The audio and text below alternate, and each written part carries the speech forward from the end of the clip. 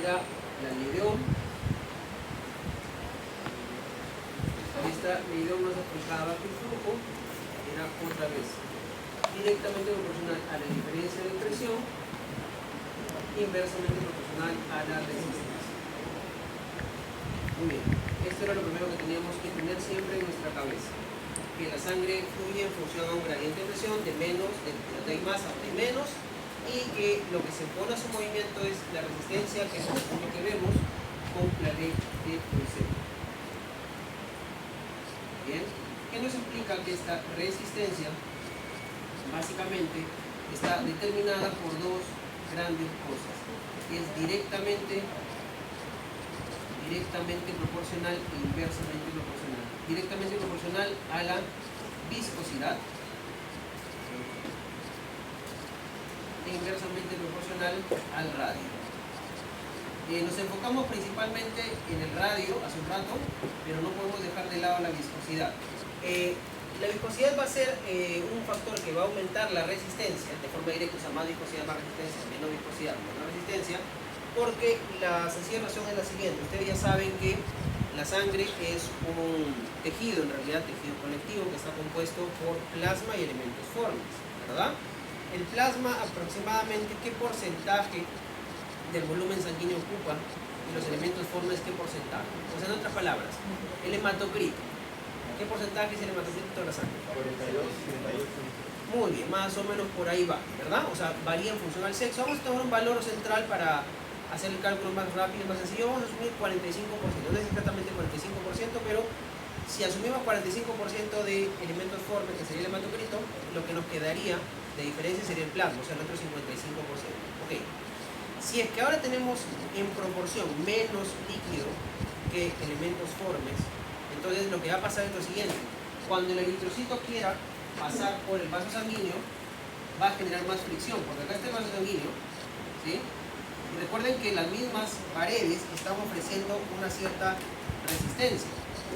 Pero si a eso nosotros le ponemos una cantidad grande de eritrocitos y menos líquido, estos eritrocitos van a frotarse más contra la pared y van a hacer más fricción, y por eso va a haber más resistencia.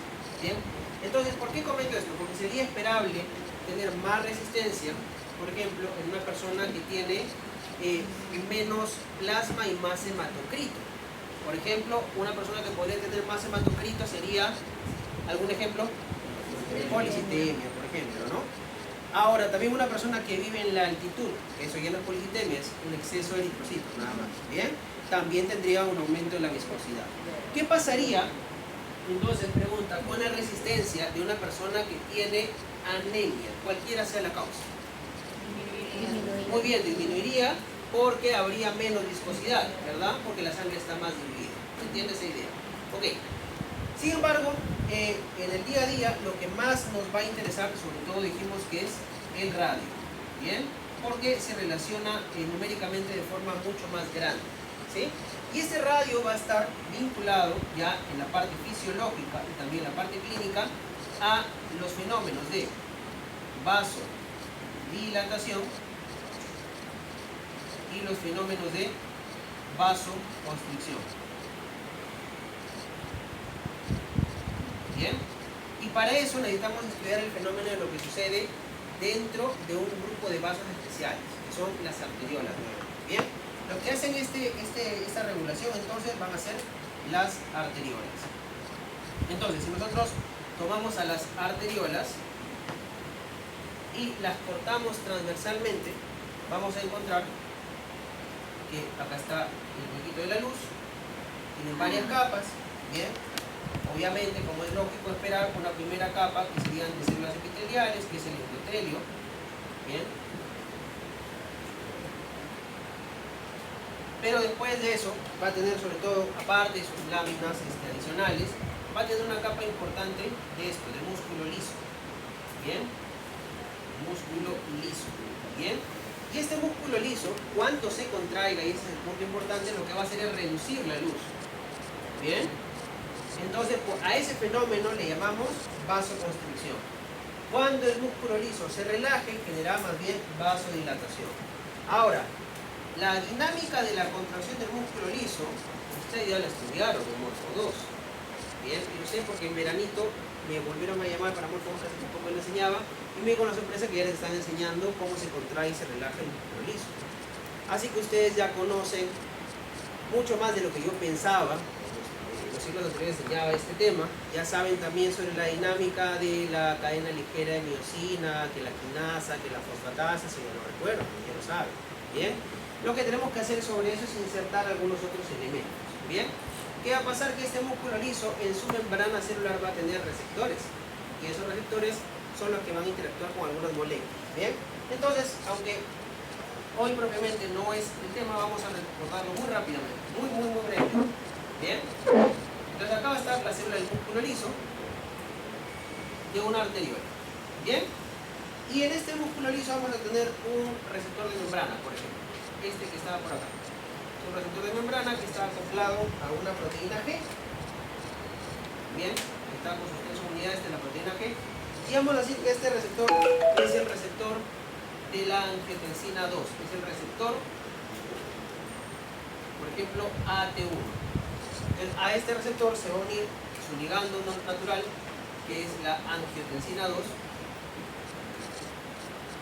Y cuando se una esta angiotensina 2, se va a activar el receptor y la subunidad alfa, específicamente, de la proteína G se va a activar también. Y recordarán ustedes que el receptor AT1 trabaja con una proteína alfa tipo Q.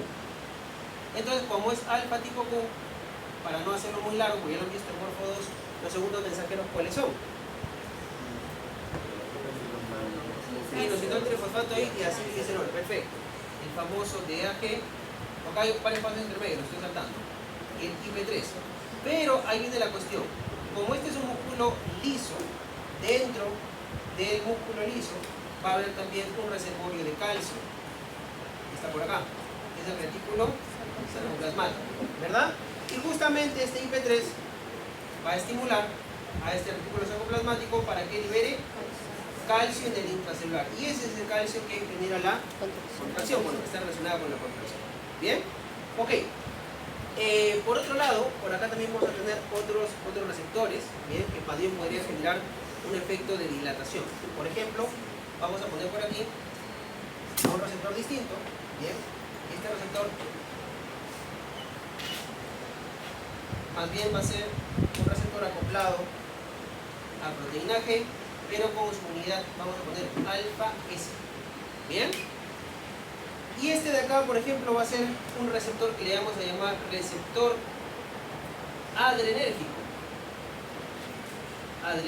Y sobre todo va a ser el tipo beta. ¿Bien? En el músculo liso, en los vasos sanguíneos, encontramos receptores adrenérgicos tipo beta y también tipo alfa. ¿Bien? Los alfa van a ser lo contrario a los beta. ¿Bien?